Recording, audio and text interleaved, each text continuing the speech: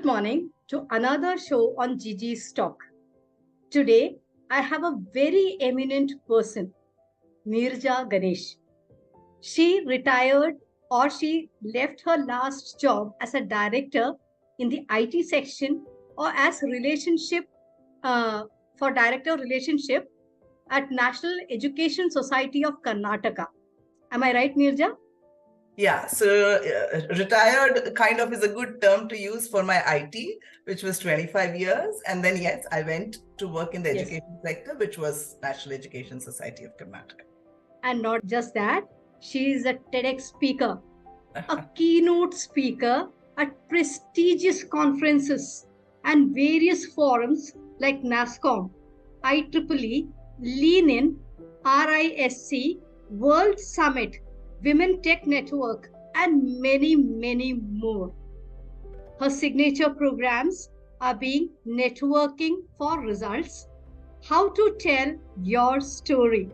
And now, today I have her here to see and learn from her story. Are you ready, Neeraja? Ever ready. So, Neeraja, you are a perfect orator. I have heard your speeches on TEDx and everywhere. And you have spoken on so many world forums, right? Something which is different from others, and I see it in you, is your passion to be different from the herd. And that is why I have you here on my show, because I wanted this drive to get into the young minds that it is not always good to follow the herd. Absolutely. You have to be unique. You all are born unique. We are all born unique. We have to preserve that uniqueness in us to give the best to the world. We are all born for a purpose, right? And that purpose can be conveyed to the world only when we preserve our uniqueness. Do you agree with me, Neeraja? Absolutely. Otherwise, we'll be clones of each other, right? I mean, I don't know when we will probably get into a clone world where babies are manufactured, in the labs, right? The fact that each of us looks so very different, we think different, brings in the diversity. We speak so much about diversity, and today diversity is kind of say, okay, it's gender, okay, it is, or maybe a disability or ability. But diversity is there in you and I also. Both are women. Both have, have some corporate stints. We've done something in education space. We are mothers, etc. Then there is some diversity. You are different to me. And hence, when somebody kind of involves the two of us on a project as an example, the reason they are bringing two different people is because we both bring two different perspectives. And hence the project is going to be enriched and is going to be delivering much better results than if they just brought two Neeraja Ganeshas, right? It's not going to definitely, be as good as when they bring two different kinds of individuals. So you have your uniqueness, show that to the world, and work with that uniqueness wherever you work. Okay, coming to that uniqueness, Neeraja, what pivotal moment in your life made you actually realize that pursuing your passion was far more important to you than following the crowd? So the first time, and that was the big aha moment, was after I finished my 12th. So as we were speaking, till 10th, you do what your parents ask you to do. They choose the school. I mean, we don't have much of a choice in the school. And then after 10th also, most of us can get guided. Let's use this word, get guided by our parents, by our teachers, by our friends into the college and the choice of subjects. And of course, I'm ancient. So in the 1980s, the only thing that people knew was science, which was physics, chemistry, maths, biology. Otherwise, you do commerce, which also had a set of subjects. Today, we have so many combinations, but there was only one set. And then arts, which was again one set. That's all. Right? Everybody was doing science because that was the thing to do. Why science? Because you have engineering or medicine. So you can be an engineer or you can be a doctor. There's nothing else in life, right? So everybody chose science. And I said, maybe that's what I also need to do. So I went and chose science, and I joined National College in Bangalore, very prestigious institution in those days, very difficult to get a seat, and I managed to get it along with many of my friends. And then everybody was also taking tuitions because they wanted to go for their competitive exams to get into engineering colleges or medical colleges. In those days, we didn't have these Baiju, Akash, Allens of the world. We had the college lecturers and professors take tuitions maybe early morning before the college starts or after the college was over in the evening. So many of them had enrolled. Now, I went and told my father that I want to do engineering. He said, okay, if you get a seat, go ahead and do it. And I said, I think I need to go for coaching classes. He said, I have sent you to the best college. So there's nothing more. So you study in that college, and if you're able to get a seat, good. So I couldn't go for those tuitions. And very sadly, because it's the same professor who used to take the tuitions and the same students would be there, they wouldn't teach in the college. College, the classrooms were like left for fun. Or the students would do their homework, what the professor has given to the tuition. I didn't get that additional coaching, and I couldn't get anything in college also. So I used whatever books were available to me, and I followed whatever everybody. They had a timetable. People stopped watching TV, stopped going for movies, going out with friends, morning till evening, books, study. So I tried that formula. 2 years later, I wrote the entrance. I wrote my 12th exams, and I got some pathetic marks. That formula didn't work. The formula of studying from morning till night just didn't work. I got some 50 something in physics. A little better in chemistry, maybe a little better in biology. Math, I was a very good math student, but because my focus was on the other subjects where I was struggling, my maths marks also came down, but maths was the best. And I somehow managed to write the entrance, and I got a ranking in the first list, but I got a college in Rani Bennur, in Karnataka, mechanical engineering. My father made very clear, if you get it in Bangalore, I send you, otherwise I don't send you. Those times were different. Yeah, this is what hit me, right? That the formula doesn't work for everyone. And I reflected, and I decided then that I will do what I want to do, what I'm good at, what I'm passionate about. And the reflection told me that the only thing I'm good at and I would love to do further is mathematics. So that was my pivotal moment to decide I'm going to follow my passion. And I went and joined BSc. Again, we didn't have too many combinations. You had PCM, physics, chemistry, maths, or you had CZ, chemistry, botany, zoology. And I said, I want you maths. So I'm talking about an era where we didn't have internet. So you can't Google and find anything. So you get into a bus, and you don't have too many buses. So you get into a bus, then you figure out somewhere the bus stops, then you walk to a college, and then you take a prospectus from them to say, what combinations do you have? And it doesn't have maths. Like nobody knows, what this is. And I finally found this combination: maths, economics, statistics in 2 colleges. All math. Yeah. Maths was maths. Statistics was like maths, and economics I thought is like maths. So it was there in 𝐵𝒗𝒻 College in Bangalore and MES College in Malaysia. And I chose MES combination in 𝐵𝒗𝒻 College, maths, economics in 𝐵𝒗𝒻 College, and that was the first time that I decided to follow my passion, and let me tell you, it has been amazing ever since.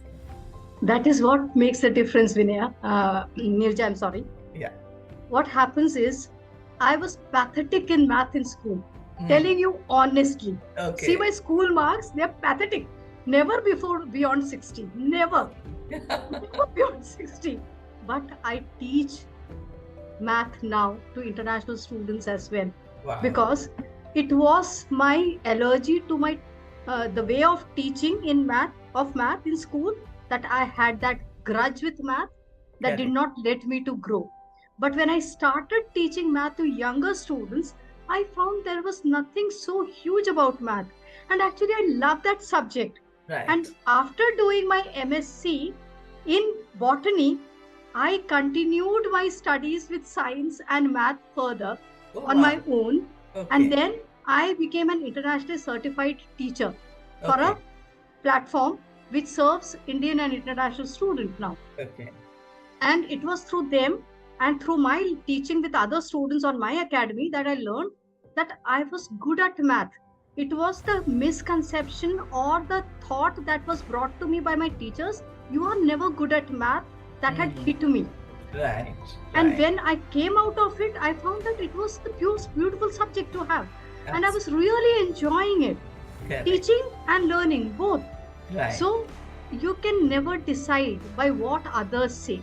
You will have to find it out in yourself how you take the thing in, right? So your story of teaching reminds me of another story, and I will narrate that. That's my daughter. So we are a family of maths people. Okay, my mother was a math student and she was a topper. So of course, I told you math, and I topped. After that, I've always topped maths after this. My daughter has been a math topper. Okay.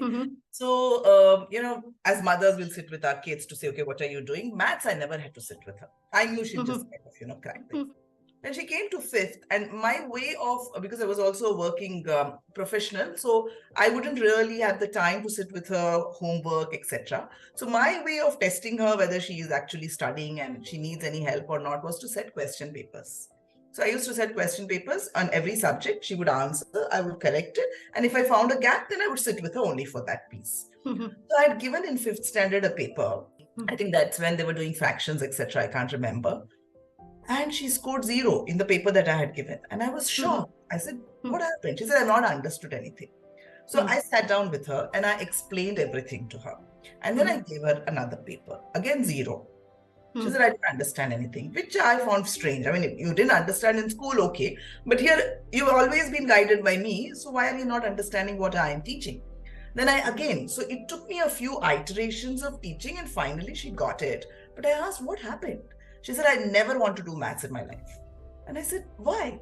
Because you were so good and you were always interested. She then opened up and said that there's a maths teacher, a new maths teacher, who doesn't explain anything. So these kids, now they're 5th standard kids, right? So they will ask their doubts till 4th. They've been asking the way they ask, like children will ask. But this maths teacher would not allow that. And the thing she was saying is, if you are going to talk in class, I'm going to cut the house points. And house points are a big thing for kids. You have red house, green house, Kaveri and all of that, right? And it's a big thing. So the kids kept quiet because they don't want their house points to be cut. Right. So they never clarified their doubts, and then end result was this. So I sat with a few parents and I told them, see, at PTM, we must bring this up. Right. Because I've asked everyone, how is your child faring in maths? In fact, my daughter was the only one who kind of cleared that maths paper in school. The rest could not. So I said, parents, let's go together. Usually mothers, right? I mean, you don't see many dads coming to PTMs.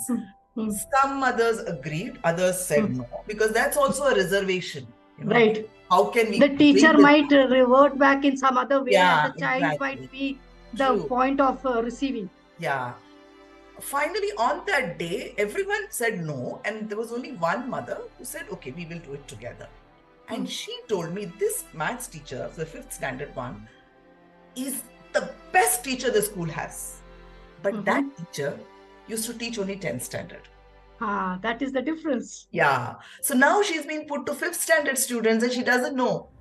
So I took it up with the class teacher. I said, there is some issue. And the class teacher said, I will speak to the math teacher. The next Monday, the maths teacher called me and she said, you should have come to me directly. I said, no, I didn't know what the protocol was. So I kind of spoke to the class teacher. And I said, my only worry is this, that at 5th standard, if my daughter is losing interest in maths, it's going to be very difficult. At least till 10th, she has to do maths, right? Of course, today we know you have to do maths forever in life. But at least till 10th, academically, she has to do. And she can't lose interest. And the teacher said, leave it with me. It's a guarantee I give you that by the end of the year, she would have got her interest back. Okay. Then she made the effort, not only with my daughter, but with the other kids, to engage them like a 5th standard old needs to be engaged. Kind of giving them gifts or, giving them quizzes in a different manner. And yes, my daughter was back. She was at the top and she's graduated in maths. Okay, so when you said about how to teach the kids, you lost interest in maths. I think that's so very important. Yes, it is very important. So very important that you kind of engage the students in a good way. And there's a way of teaching for every grade. It is not the same way you can teach the 10th grade and the 3rd grade in the same platter. No, it can't be done. because their receptivity is different. You have to understand that Correct. mentality and go down to their standards and kneel down before them to teach them. That is the best way I have seen in my life. Coming to that, Neeraja, would you share or tell us how pursuing your passion led to a greater personal fulfillment compared to what it would have been by merely going with the crowd or your peers? Yeah. So after my BSc, I actually went and did a course at NIIT because I didn't want to do MSc, which I could have walked into, because I didn't know then what else you could do. With an MSc, at best you could become a lecturer, and I didn't want to teach. Then or you had to do research, maybe further PhD, etc. And my father was here looking for a groom for me. So I really wanted to do something before I got married and didn't know what would happen to life after marriage. So the IT industry was booming. There were a lot of institutes which had come up and offering computer software programming courses. And everybody was saying that, you can get good jobs and good money with, this course. So I went and did a course there. And so I have had a 25-year IT career. It was brilliant. I enjoyed it. I've grown as a person and as a professional. However, in 2017, I was going through a rough patch personally. And to have a career, you need a support system. And everyone who supported me, starting from my mother, my in-laws, my husband, went through health issues. So one of the things I decided then was that I will not take a role which has this kind of travel that I was doing. There was a lot of travel I was doing. Pre-COVID, travel was a mandate.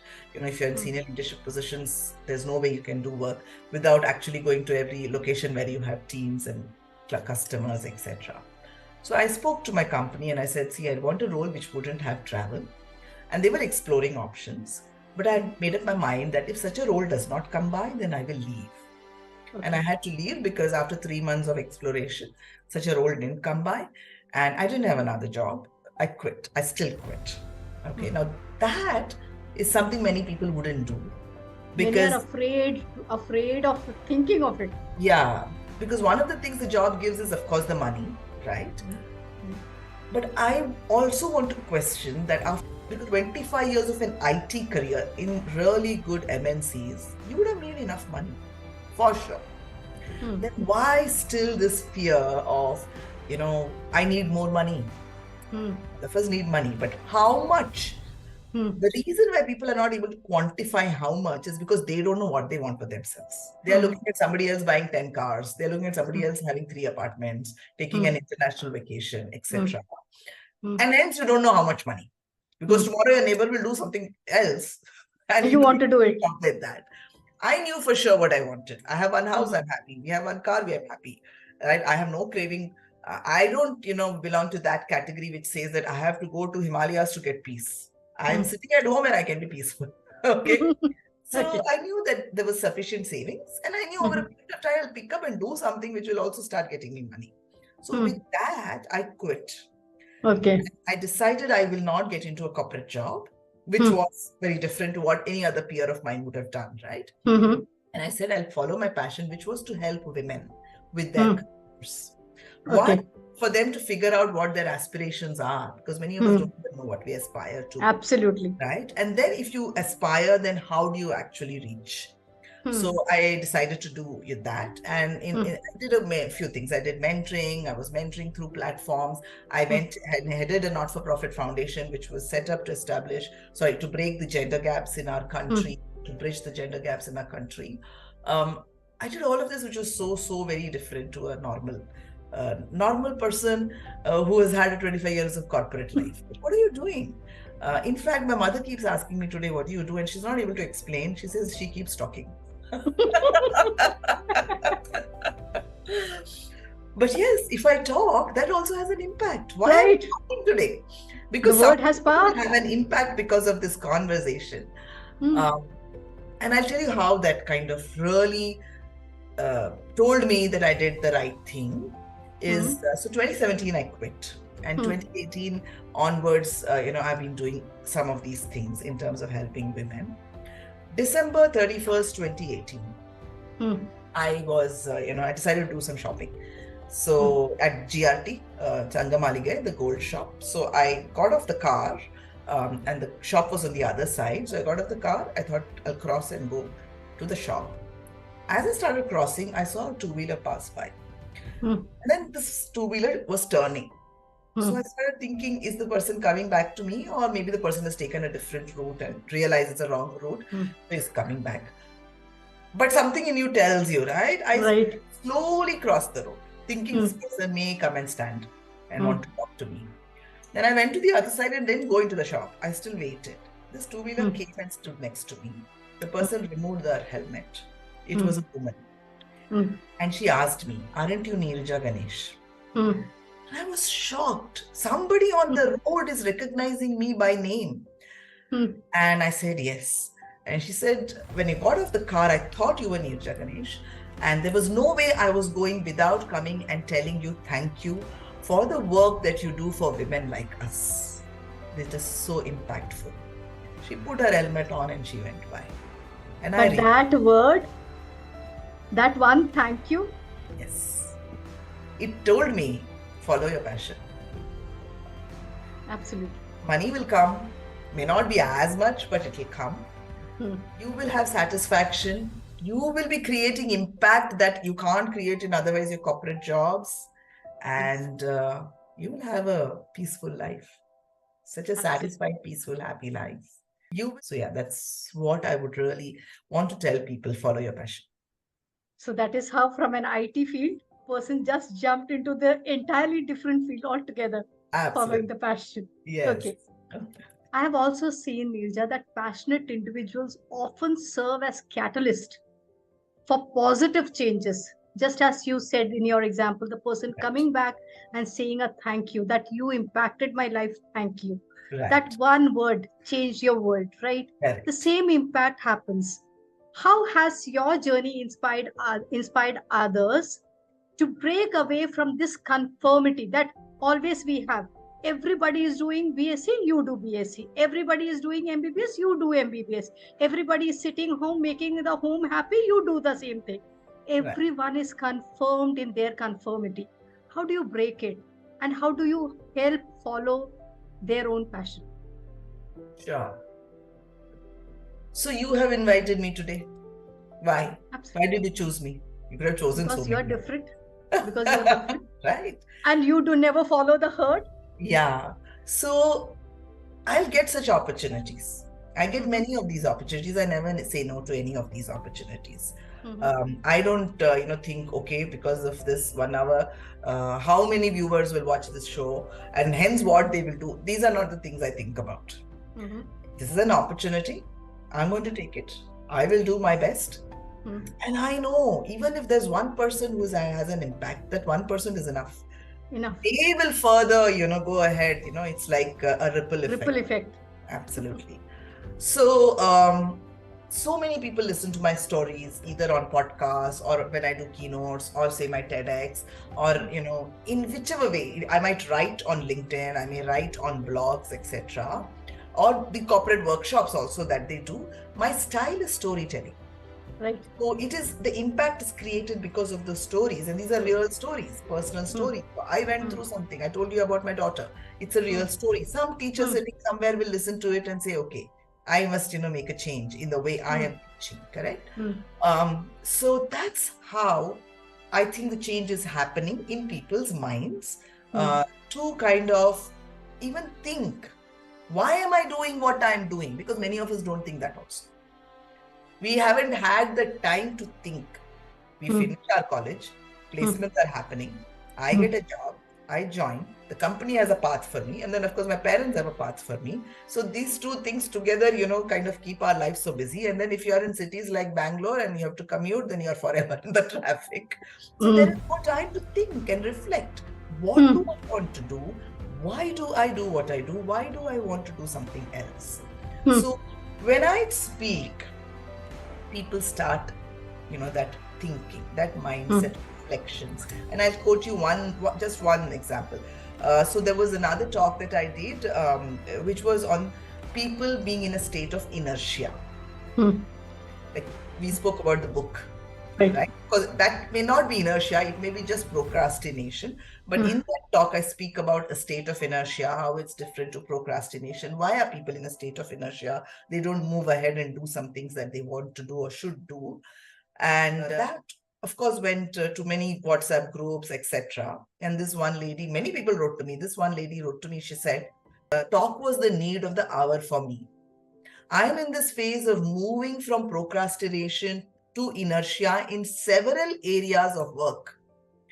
Inspiring to hear different stories you tell. Thank you so much for putting it out there. And I know this girl would have done something to move out from the state of inertia. That's how I feel I am enabling people to kind of reflect and say, okay, what do I want to do? And if this is not what I want to do, how can I move? Like, I could just move. I just jumped. You don't have to do the same. Don't follow me also. You don't have to follow the herd. Don't follow me also. But take that inspiration and reflect and carve out your own path. Even to do that, you need this catalyst, uniqueness, trigger or whatever. And I think that's what is helping. So as Neeraja said about the book, and since the audience is not aware of it, I should give a small gist. I just released a book called Test Your Wings last 25th of November. And Neeraja is actually speaking of that. I had been procrastinating on that book for 30 years now. It was because my mother wanted that book to come out, and I had promised myself that before her first anniversary, I should be releasing that book. I wrote that book and it was released on her first anniversary. That is the book Neeraja is referring to here. Yes, I had also been a victim of procrastination. I also had it, but now I have broken it. And I know it's very tough to break, but break all the things that believe, the limiting things that holds you back. Because without breaking free, you cannot fly. And my book is all about testing your wings. So I tested mine. You go test yours. So wonderful, Geeta. I wish all success for the book. Thank you, Neeraja, for that, bringing up that book thing. And telling you that we are all expected, at least females, especially females, are tied down with societal expectations and pressures to conform.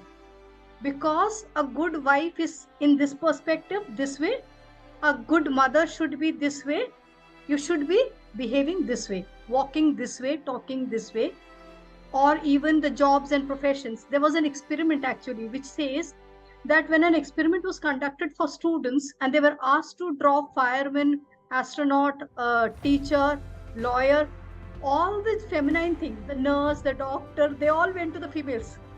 The astronaut, the marketer, and all went to the males. They drew like that, the kids. So at the age of 10 and 11, see how much conformity you have already built in that child. Right. They can't think beyond that because it's all in the grooming that we do at our house. Okay. It all starts in there.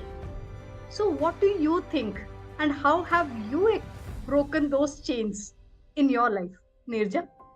Sure. So if I were to say, I don't really care about the world, I'm not saying it in a negative manner, right? Right, so absolutely. Don't think that, you can go do whatever and, it's illegal. It's not that. Right. When I say I don't really care about what the rest of the world says, I mean, they have an opinion, fair. I will listen to it and then I will do my own reflection to say you will choose. Yeah. You will choose which suggestions to take and which to reject. Yeah. So sometimes if I feel the person deserves a hearing, I will sit down with the person and say, okay, why do you think it should be like this?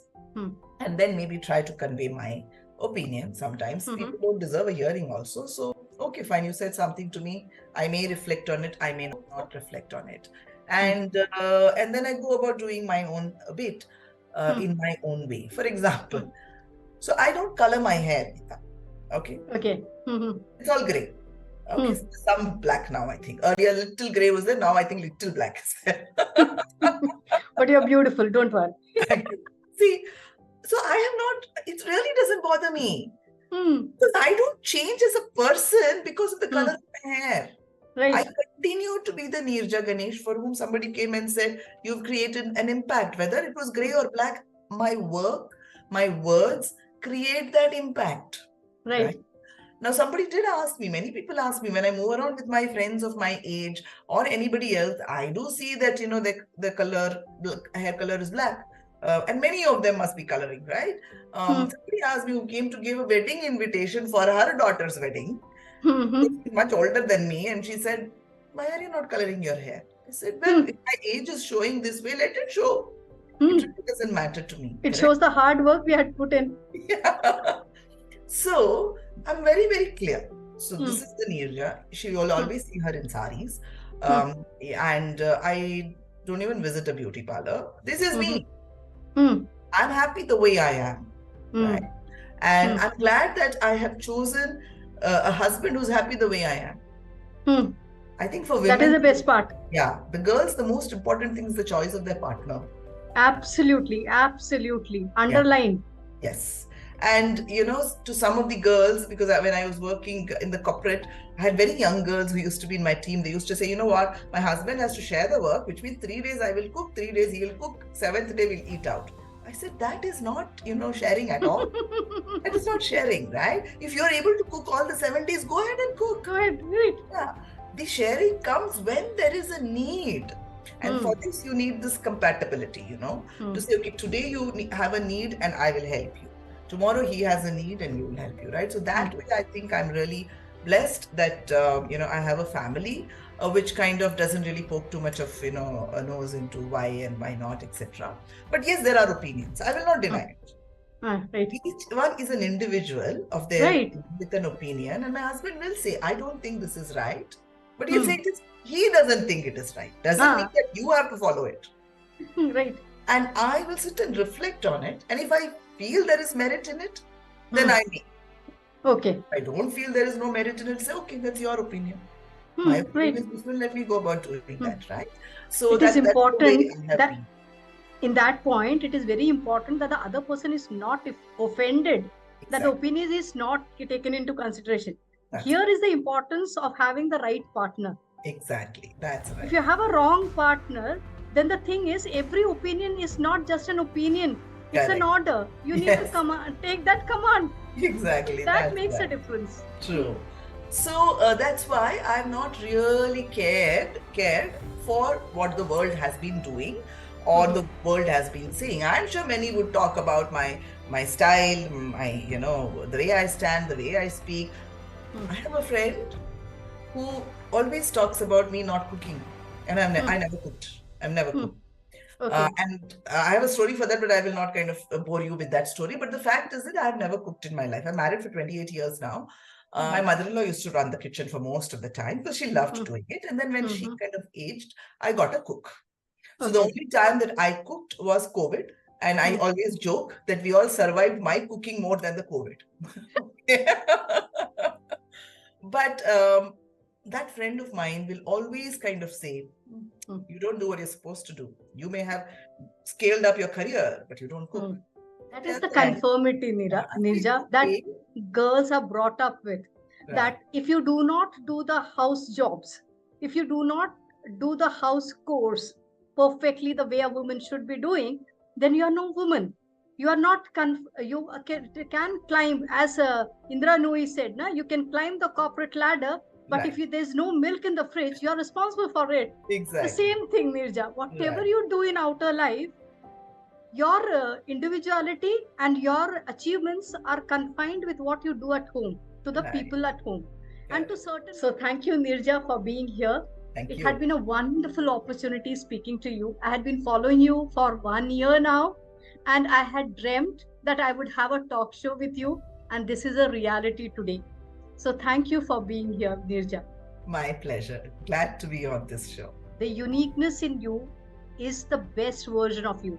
Protect it. This is the only message that we intended to give you through this talk show.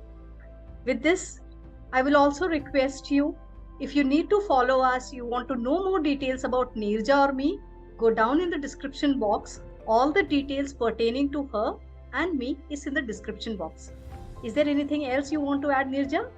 No, I think we've done enough for today. And if people can implement even one thing, and that's what I say. I mean, you hear all of this, fantastic, but where is the action? So act on something that you really felt, resonated with you, and you see how it kind of makes a difference in your lives.